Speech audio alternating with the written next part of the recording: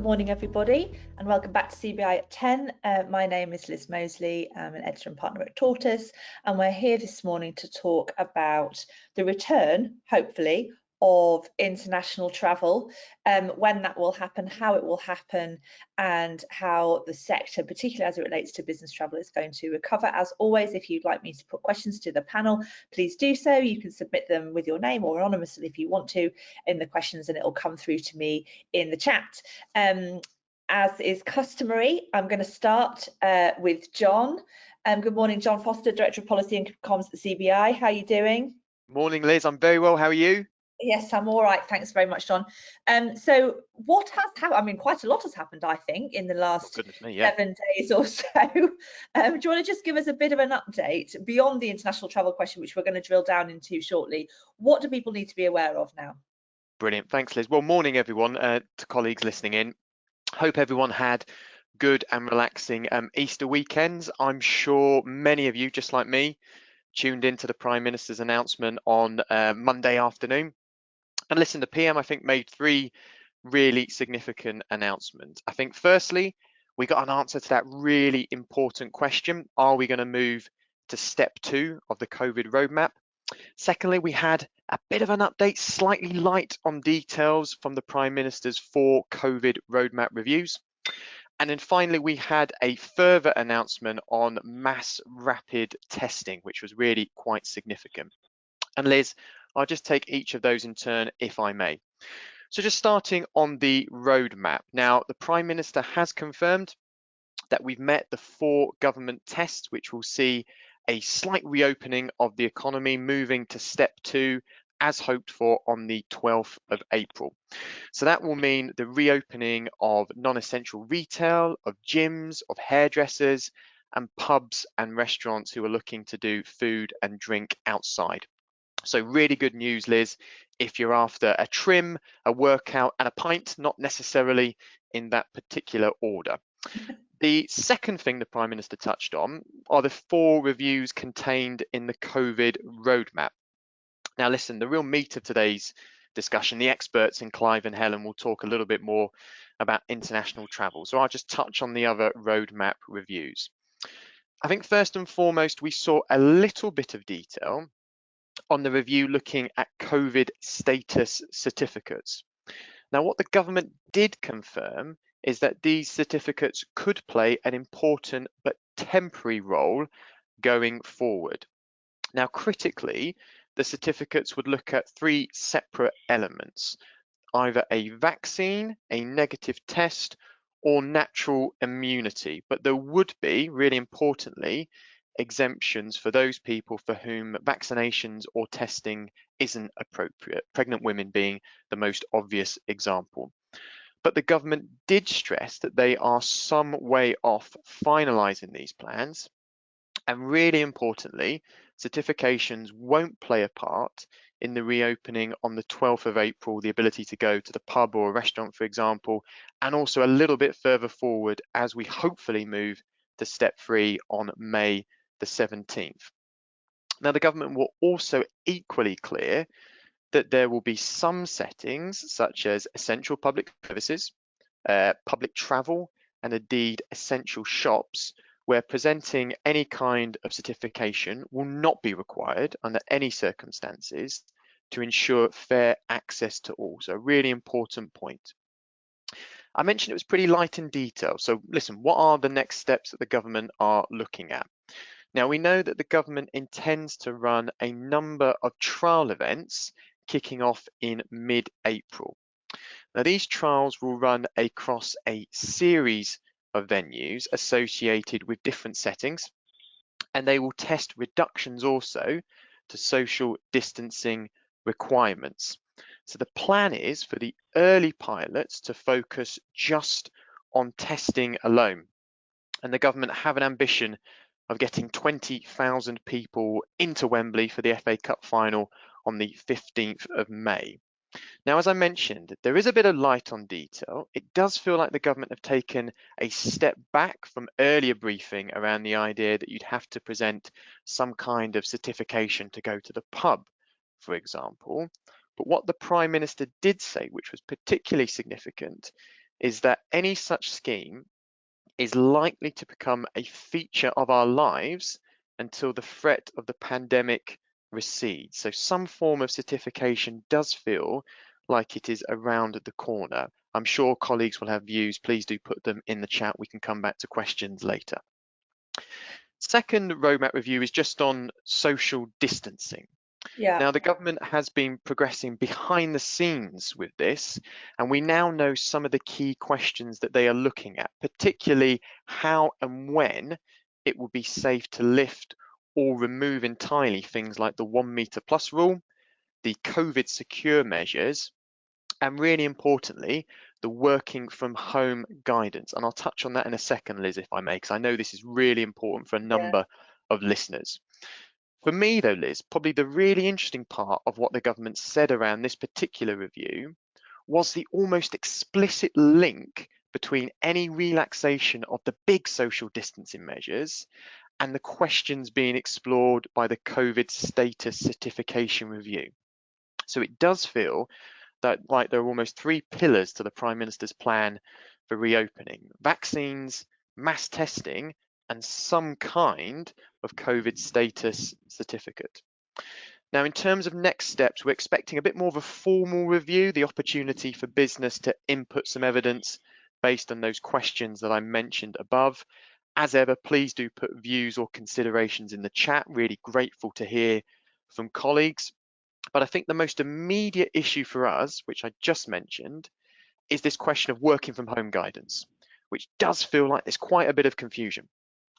So whilst the government's stay at home message has been dropped, the government's current guidance, which was reiterated in the update last week to the COVID secure working guidance, remains that everyone who can work from home should continue to do so. Now, I think given the wider easing of restrictions, firms are really looking for greater clarity from the government on the rationale for the continuation of the working from home guidance all the way up to the 21st of June, step 4. So rest assured, this is something that we are having really regular dialogue with colleagues and officials across the civil service, and no doubt we'll come back to this as a topic going forward. And then finally, Liz, we heard what I think was a really significant announcement from the Prime Minister around testing, so mass testing for people in England. So every member of the population will be given access to 2 rapid coronavirus tests a week from Friday under an extension of the government's testing programme. The PM also announced a new pharmacy collect service, which is launching, which will provide another route for access to regular testing for people. Now, the Prime Minister said that the clear purpose of this mass expansion of testing is to provide a safe reopening, not just for the economy, but also society. So as I mentioned earlier, those 3 pillars, the certificates possibly, the mass rollout of vaccines, and the really effective testing program, those 3 key pillars. Now, what this means is that there are now several ways for people to access free asymptomatic testing, including through the workplace and community testing sites. Now, this is also in addition, Liz, not to sort of confuse or muddy the picture even further, to an announcement that the Prime Minister made a couple of weeks ago around rapid home testing, which will be made available to any firm with 10 or more employees for whom on-site testing is just too difficult to undertake. And just a quick reminder for colleagues listening in, if that is of interest for you, this is how it will work. So staff will be able to pick up those home test kits from their employer. They'll then take them back home, complete the test in exactly the way as you'd expect before registering the result with the NHS on the provided gov.uk address. If people want further details, I'm sure Alice can provide so in the chat. Just to finish on testing, Liz, we know this is really, really important for firms and there's big interest here. I think there's been something like 100,000 businesses have registered for access for these rapid free testing kits. I think the key focus for the CBI going forward is going to be getting a better understanding of how this new universal testing interplays with the workplace testing that is already on offer. but also what is the government's longer term intention when it comes to testing as we move, hopefully, from pandemic to living with COVID-19. And just to finish, Liz, with a really quick plug, we've got our webinar next Monday on testing, which will include myself and a couple of top-notch boffins, no doubt. So if this is an issue that people are really listening into, want a bit more information, tune in next Monday. We hope we will provide as many answers as we possibly can. Thanks, Liz. Goodness, thanks, John. There's a lot there. So basically, work from home if you can till the 21st of June, and we still don't know about social distancing. In summary, come back on Monday for the testing. But at least we can hopefully go to a pub garden next Monday, Liz. Yes, indeed, and for a haircut. Thanks, John. But really, what we're here to talk about this morning is the international travel aspect, which of course is a critical pillar for lots and lots of CBI members to be able to literally function. And we're joined by Helen and Clive, who are going to kind of help us pick through what that means from their perspectives. Just set the scene a little bit, John, before I pass on to Helen. What does this mean from a CBI point of view? Brilliant. Thanks, Liz. Listen, I think there are two bits of context to what is a really important and timely discussion, actually. I think the first bit is that, understandably, a lot of the media noise and headlines have been focused on whether or not we can go on our summer holidays, and God knows we all richly deserve one and need one. What I would say is that whilst the tourism industry is incredibly important, both economically, but also it feels sort of socially, from the CBI's perspective, we're keen to try and make the wider business case for why reopening international travel really matters. So highlighting why international travel is the only way to be able to facilitate access to global markets, things like students, investors, as well as inbound tourism. I think the second piece of context for this discussion is that the Global Travel Task Force, the second iteration that we're now seeing, the first came last summer. So this was part of the Prime Minister's COVID roadmap, as I mentioned at the start. And this was designed to try and provide some solutions to the very significant, specific challenges facing the international travel sector as a whole. Now, what the task force does is pick up where the previous iteration left off in trying to provide government with some ideas for support for how it can really help the sector during such a difficult and challenging time. Now, in terms of background, Liz, what is the task force looking at? So the scope of the task force is focused on 4 areas in particular. So firstly, trying to come up with some policy proposals to set out what we hope is a possible pathway to safely reopening international travel. So important. Secondly, developing a bit of an implementation plan for the adoption of any of those recommendations. Thirdly, implementing the recommendations from the previous Global Travel Task Force designed to facilitate both tourism but also business travel. And then finally, ensuring that any of the shorter term changes that we see act as a bit of a bridge to the longer term objective of delivering vaccine certification to help facilitate travel. Now, the government closed its window for evidence, I think about 2 or 3 weeks ago. The CBI obviously submitted our evidence.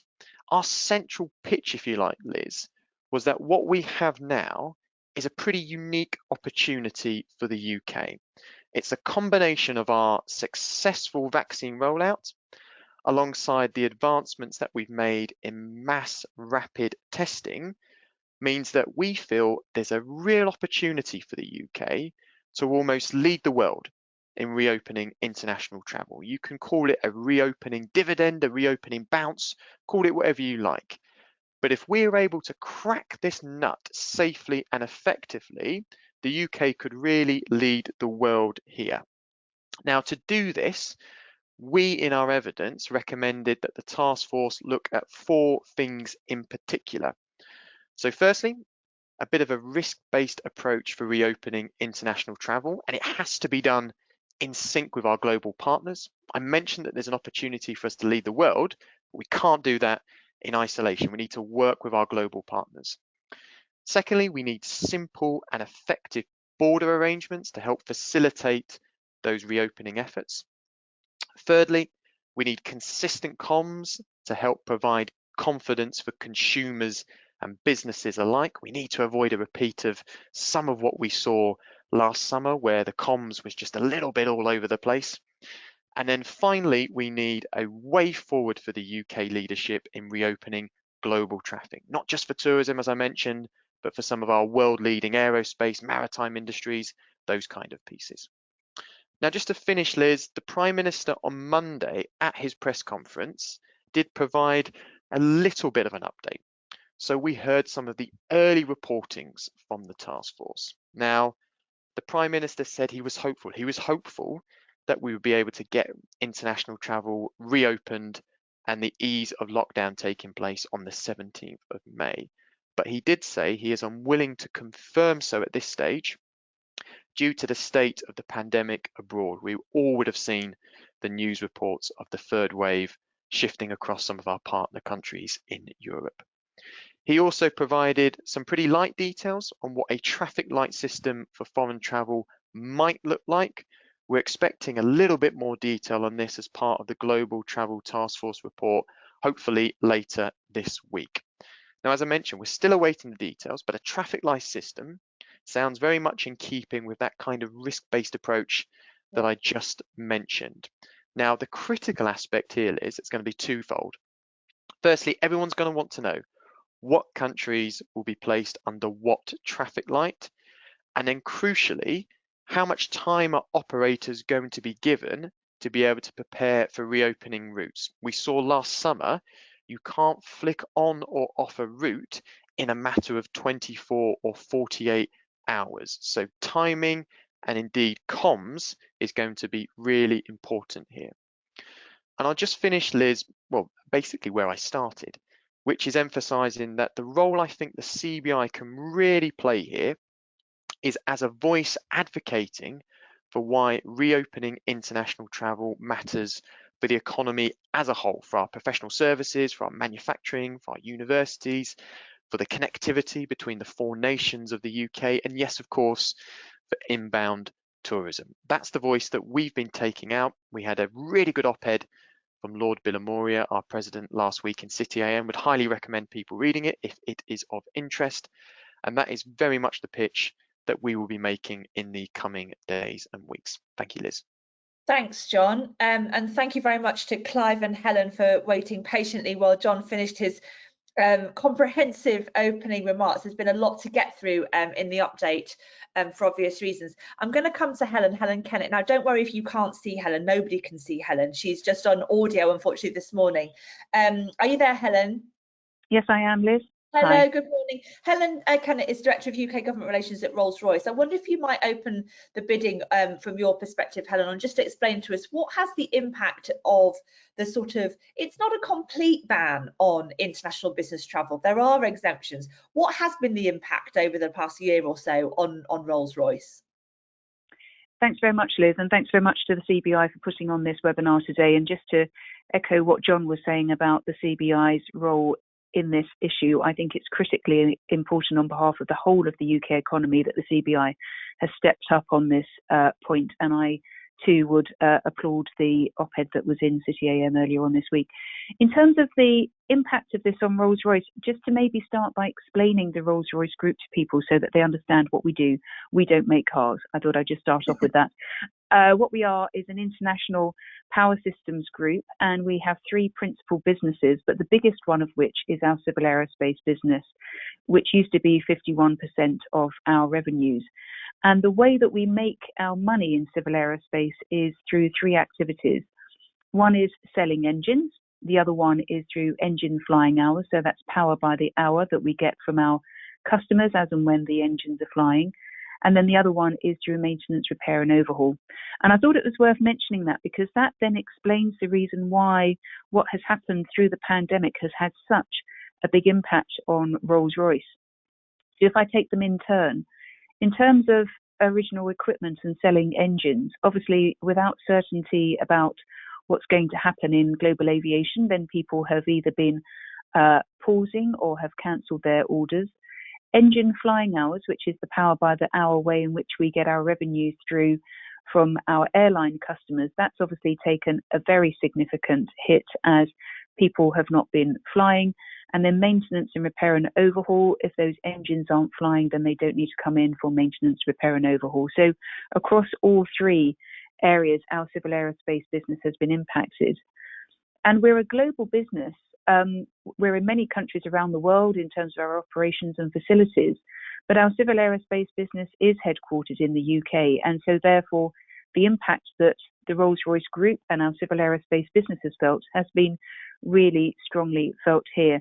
So maybe I can just provide you with some facts and figures to just try to illustrate what the last year has meant to us and also to our people. This has had a massive impact on our people.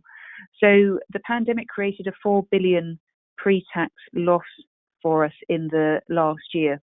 And what that has also meant is that we've obviously had to try to adjust our business to be able to deal with the fact that we haven't had revenues coming in and that we can see a quite significantly long recovery. So for us in civil aerospace, we think that the industry will recover to pre-COVID levels in about 2024, 2025. So we are going to be talking about the impact of COVID for many years, when lots of other sectors will have moved on. Either they will have moved on in the sense that their businesses will have recovered, or that they'll just be wanting to focus on other things. But for us, this is actually going to be a reality for many years hence. What it's meant for us in terms of our balance sheet is we've had to seek additional liquidity, which we have done. So we've raised £9 billion over the last year. We are also looking at £2 billion worth of company disposals. On the people front, we've announced at least 9,000 job losses globally. Because of the predominance of our civil aerospace business in the UK, a lot of those 9,000 have fallen in the UK. We have seen parts of facilities close in the UK. We've seen quite significant job reductions and a footprint consolidation globally as we've looked at where we need to have our operational footprint from a cost and future forecast perspective. What that has meant is that we have decided with our engine assembly and test is that we're going to consolidate all of that work in the UK, which I suppose is a good thing from a UK perspective. Not so good if you were working in those facilities in Singapore and Germany. We've also closed a facility in the US, and that work is now being done in the UK, but we have seen a drop in work in the UK and a drop in the number of people that we have been employing here. So there's been a very real and material impact from a global shutdown on our people in the UK. I think also the other thing to just remember about Rolls-Royce is that we're in the wide body engine market. So this is for wide body aircraft. So this is principally for long haul routes. Occasionally they're used on short haul routes if it's the case that demand requires it. But it is worth thinking about as we talk about the opening up of international aviation, the difference in between short haul routes and long haul routes. We are principally looking at the long haul routes because that is the basis of our civil aerospace business. Thank you. Fascinating, Helen. Thank you very much. And I bet if you had £1 for every time you had to say, I work for Rolls-Royce and we don't make cars, I bet you wouldn't have to work for Rolls-Royce anymore. But it is interesting to understand that, of course, that what we're talking about here is the opening up of international travel, particularly business travel. But of course, that has affected Rolls-Royce's ability to just operate and do the stuff it needs to do, as well, of course, this huge impact on the demand for the products and services that you're creating. So if we think about some of the sort of details of what John was running us through, where we're at in terms of a line of sight of knowing what's coming next, there's obviously a sort of short-ish term, 3 to 6 months sort of planning and getting up and running again window, as well as that much more difficult sort of longer term, how do we get back to where we were sort of 3, 4, even 5 years worth of planning. What do you make of it? And obviously in your role, you know, you liaise with the government all the time. What do you make of how the government are thinking about this in relation to the sort of the global economy as well as the domestic one? Thank you. I think it's encouraging to have heard in the context of talking about international aviation recovering that there has been mention of the G7. The UK has the chair of the G7 this year. So the UK has a unique opportunity to show some global leadership on what is a global government and government relations issue. The opening up of aviation is down to the decisions of individual governments, and they obviously take into account local domestic factors around the rate of COVID, around the appearance of new variants, around the vaccination plans, around testing. But ultimately, to be able to get international aviation flying, it's going to require governments to come together and to talk about how they can do that. And there have been standards and technical standards that have been discussed at ICAO, which is the UN body based in Montreal that looks at the aviation sector. But now it's down to governments. So I think in terms of what was announced this week around the traffic light system, obviously, as John said, that we're awaiting more detail from the recommendations of the Global Travel Task Force. But I think it would be really great if the UK could use its position that it's starting to develop in terms of opening up international aviation to really see how it can take that leadership and take it onto the global stage, not only through the G7, but also through the G20, but every single economy in the world that has aviation benefits from aviation, and it is a global economic lubricant. So what I'm looking for in terms of the next steps is, yes, more clarity on the traffic light process, on how countries will move through that traffic light tier system, the notice period that John talked about that's going to be critically important so that people have confidence to travel, that they think that they're not going to be in one place at one time and then told that they can't be. So real clarity about how that's all going to work, what the notice periods are going to look like, what that framework is going to look like from a domestic perspective, but then how is this going to be applied globally? And that is what we're really looking for. And I think also crucially, what bilateral routes is the UK looking at? So there's been much talk in the press about the UK-US route. For us, that would be very important because a lot of our engines fly that route. So getting some clarity and some certainty on that would be great. But we know that this is going to be a policy that's going to evolve over time. We are not going to have the answer on Monday or maybe even in the following days, because obviously the government is going to have to adjust according to what other countries are doing. But that is what we're looking for, is more clarity and certainty domestically and how international aviation is going to open up and the role of the UK government in helping that. Brilliant. Thanks ever so much, Helen. I'm going to come to Clive now. Clive, thank you for waiting patiently for us to come to you. Clive is Chief Executive of the Business Travel Association. And I thought we might start with you, Clive. We were mentioning before the call started that business travel has arguably something of a bit of a reputation, or of sort of, people don't understand really what we mean. They have visions of a sort of somebody in a smart suit lounging in a business lounge and ranking up their expenses, but that's not really what it is. It's a very significant and important element of the whole way that the global economy operates. Do you want to just set the scene a little bit on behalf of your members anyway? Sure, and thanks for having me. It's good to be here today.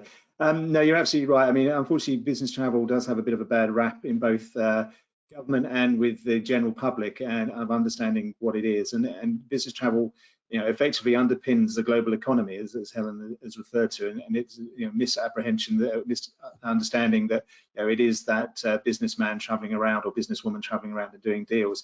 Clearly, our members look after an absolutely diverse range of reasons for travel, and as we say, traveling for work. So everything from construction, engineering, ship's crews, humanitarian aid is a huge one that's been hit massively hard in this, medical research, students and education, legal profession, and you can go on. But it's also important that it impacts not only huge global organizations such as Rolls-Royce, but what the backbone of Britain is run on is small medium enterprises who are out there going around the world winning business for themselves and obviously for the UK economy. So we have a job to do through all of this, is convincing the government of the importance of business travel, that it is not something that's nice to do, it's a necessity for the UK economy and the global economy. And we also have to win the hearts and minds of the public to a certain degree in a pandemic situation where travel is such an emotive subject, is saying that people are traveling for work for reasons that are incredibly important, not least for them to earn their own living.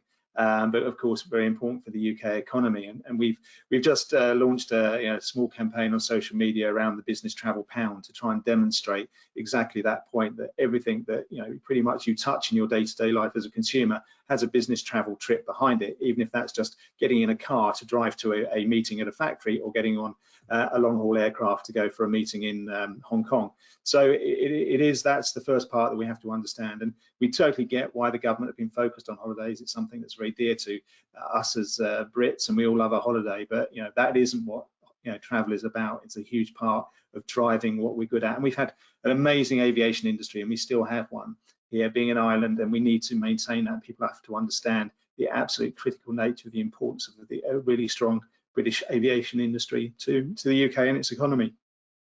Clive, there have been some exemptions on business travel throughout, haven't there? That there were some types of roles or some reasons for needing to go that have been okay. Is part of what we're hoping to see, whether it's this week or whether it's Monday, and Monday I know is the latest date, but with the finance review, an expansion of those exemptions, or do you think that that kind of detail will have to come later? I think we need guidance on what is possible and what isn't possible. At the moment, you're right, there are a list of exemptions which is shorter than it was before Christmas and before the third lockdown. And it is, the ruling is pretty much anything but non-essential travel is banned. But the definition of what essential travel is fairly woolly. And I think that the government themselves in our conversations are kind of saying they left it that way because people tend to err on the side of caution and don't travel. Where if you make guidelines, people try to find ways around them. I think that's the principle behind the way that it is. But it doesn't breed confidence, and we need to have a much clearer view around what people can and can't do. So we, like the CBI, put a submission to the global task force in which we're calling for business travel exemptions. The biggest barrier to business travel when we talk to our customers is the quarantine piece. So if we're looking at red, amber, green, it's saying amber and green should have quarantine removed for business travel. I think we understand the red countries, that's still important right now. Clearly public health comes first, but you have to consider business travelers are different. Again, in 2019, and this will be the same when we come out of this, the average business trip is about 3.5 days. So if you're talking about all the two tests, a test on arrival for the country you're going to, a test before you come home, and then going into quarantine, not only is it not feasible from a cost perspective, it's just not sensible from a time point of view. So they have to consider that, and why we're saying for the amber and green channels that quarantine should be removed or business travelers should say are exempt from that, and we will see that kind of clarity around it. We're not saying what countries we want to see in it. Clearly we would love to see the US, and we're very supportive of those discussions around the bilateral agreement between here and the US, and we very much hope that is one of the first routes or countries that opens up. But yeah, that's the kind of thing we're looking for. We also, we're very pragmatic about our approach, saying if that's too difficult in stage one might be a list of professions that are able to travel for very good reason, and that should be an expanded list, and we suggested some of those professions that we believe should be at the top of that list. But ultimately, and to finish on, the one thing that business travel needs is quarantine removed. Yeah. Clive, I'd love to know, sort of in your membership, there's a range of different types of organisations, people who are specific, specialist business travel operators, and then other related organisations and supply chain people. What is your sense from your members of the impact specifically of the limitations on business travel over the past 12 months? Do you have the sort of stats and data on how those businesses are coping? Well, if I talk about our members of travel management companies, we've, since around about whatever it was, the 23rd of March last year, have been running at about 10% of their revenues. So we're now at to kind of 14 months. And that 10% is generally made up of those businesses that are looking after the domestic infrastructure business travel. So that is still going on, and such as ships, cruise, and others as well. So there's a lot of our members that have had zero trading for the last 12 months. We've seen a reduction of about 55% of the workforce within the travel management industry over the year. We had up to 80% of the staff furloughed, and so it's been a significant impact. They've also only had access, and I say only, but it's been really welcome, the job retention scheme. Travel management companies have not been eligible for any other kind of grants, and we're still fighting that. Travel agents are, but because we don't have a retail footprint, they're excluded. And even when we've gone to local governments for the ARGs, we've been at the back of the list, and most of our members have been unable to access any of those grants. One or two have, in fairness, but the majority haven't. So it has been tough, but the industry is very robust. It's been used to dealing in crisis over the years, everything from 9/11 to volcanoes and Gulf Wars, where we've seen dips. Clearly nothing as significant as this. But what I would stress is what our members in 2019 had a joint turnover about 11 billion, of which 9 billion was air. So just to put a kind of context, the importance of our industry in the aviation supply chain is that we're the plumbing between the corporate customer and the aviation, that high yielding traffic that airlines really need to make routes viable. So it's been really tough. We've taken many actions as an industry, and fortunately or unfortunately, we've lost very few members as a result up until now. But when the crunch for all industries, I think, but not least ours, is when business starts opening up again and cash has got to start flowing through the system. Is the point that it's going to be difficult. And sorry to go on. The last point is that travel has become so complex. The role of the travel management company has never been more important. And our members are reporting it, whereas people will be doing a booking online right now, and right now is probably slightly still in a more difficult position. They're taking up to 20 touches to make a single booking, where it was done immediately before. So we need resource, we need the experience, we need the professional. Offset against having no trading is a really difficult place for the industry to be.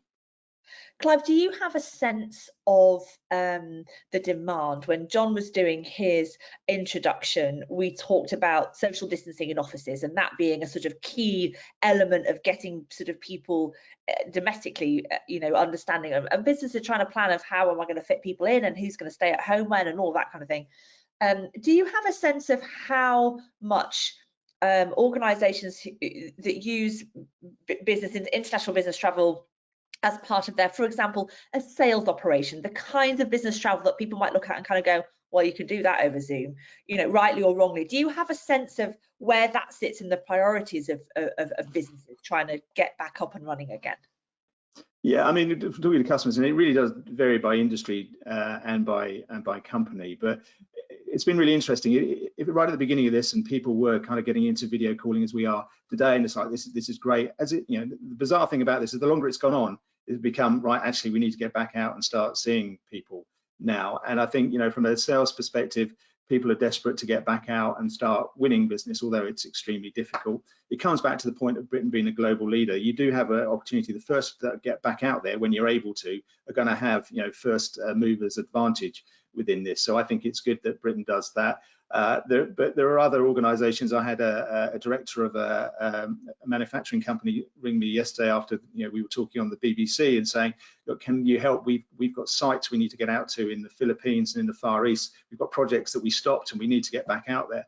And we hear that a lot. So I think it depends where you sit, but I don't think there is too many that don't want to get back and travel. Some companies, some of the listeners on this call will have seen an improvement to their bottom line by holding the travel budget back. But it's where that tipping point comes against retaining and growing your business to just staying in a stable position. And some, I think, will find an opportunity to say, actually, we can cut our travel budget back, and we expect that. But others are going to see this as an opportunity and need to move out there. But I absolutely agree with what Helen said. We're looking, for this industry as an aviation and the supply chain around it, for somewhere between 2024, 2025, you can get back to where we were before you start talking about growth. So it is going to be, corporates are going to take decisions around when they're going to travel.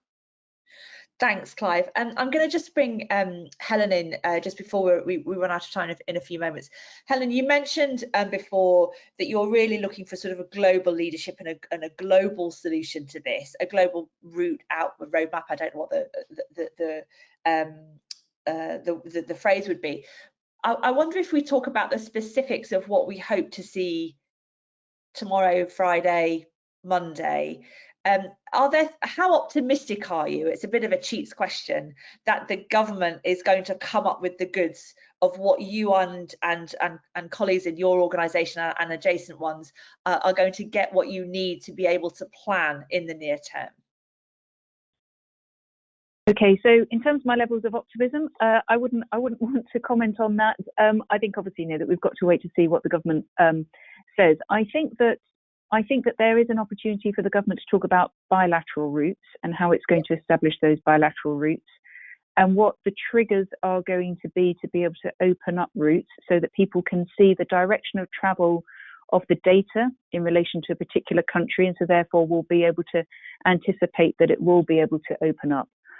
I think also the other thing is that I think that the government has very clearly got the message about the importance of international aviation. It's been focused on other domestic policies. I think that now that there's going to be a new normal for some other sectors, then let's establish what the new normal is for the international aviation sector. It's not going to be as it was pre-COVID, while we're obviously going through vaccinations and testing and social distancing and regaining consumer confidence. But I think setting out a new normal is going to be really important, and trying to regularize international travel again is really critical to build up the confidence that has already been mentioned on this call.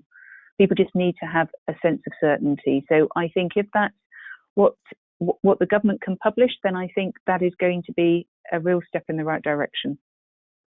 Thank you very much, Helen. I might just come back to John briefly.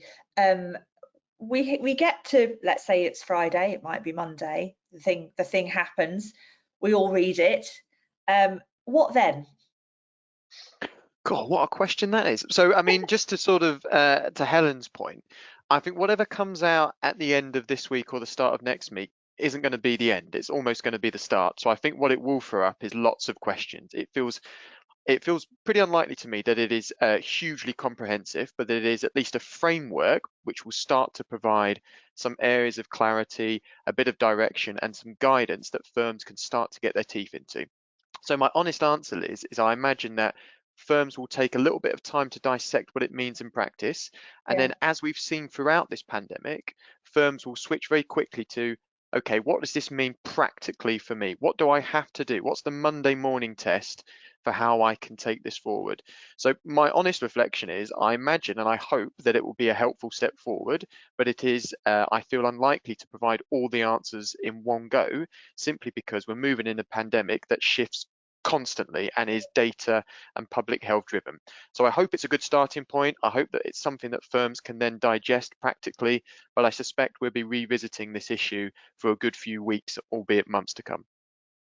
Thanks. And Clive, kind of the same question to you, really. I'd love to know, what are the things that you're really going, when you do your first scan of whatever the announcement is, what are you really going to be looking out for to sort of make sure it's in there?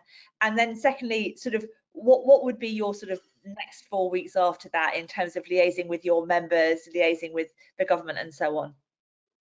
Well, the first thing I'd like to see is the two words business travel mentioned in it somewhere, because that would be a positive step, because in the interim report it wasn't, which is pretty shocking, the one that was issued on Monday.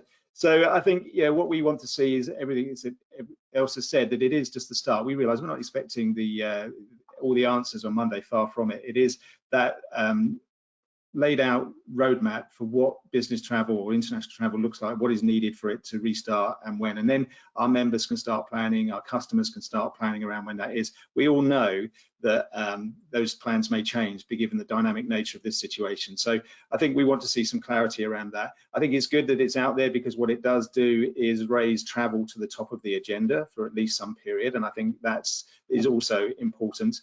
I think, you know, we see it very much as a negotiation. That's what comes out on Monday, allows us to have the attention of government to say, well, that's fine, but this is where we think we need to go, and our customers can now do this, and this is where it's going to go. So that is very much our view, is that we want to see, you know, business travel plastered all over this report, and their understanding of the importance to the UK economy. And I'd certainly, going back to a point that I made earlier, is seeing us taking this opportunity to lead the world on recovery in the aviation and international travel sector, and the government setting that out clearly, that that's what they want to do. And then the next 4 weeks have been pretty much like every other week before us. It's just keeping talking, keeping the agenda up, keeping the subject up the agenda as much as possible, and trying to reach that tipping point where you know, the economic factor versus the public health has some kind of equilibrium, where it's, you know, understandably being swayed one way, but we've got to get to a point, whenever that point is, where the economic well-being and the health of our nation is also being recovered, and we know travel is a key part of that. Thank you very much, Clive, and thank you, of course, to Helen as well, the mysterious voice of Helen. Maybe we'll see her in person one day, and thank you to John as well for a comprehensive update at the beginning. There's a lot of moving parts at the moment. We'll look out, of course, with interest for what the government come up with either this week or next week. Thank you to everybody for tuning in this morning. Alice has posted the link to Lord Billamoria's piece that he wrote, which is definitely worth a look. And if you want to come back and really get under the skin of what on earth is going on with testing, then please do that on Monday. The link is in the chat. As I always say, put the kettle on, have a cup of tea, and take a few minutes before you open your emails. Thanks very much for joining us, everybody. I've been Liz. See you later. Bye.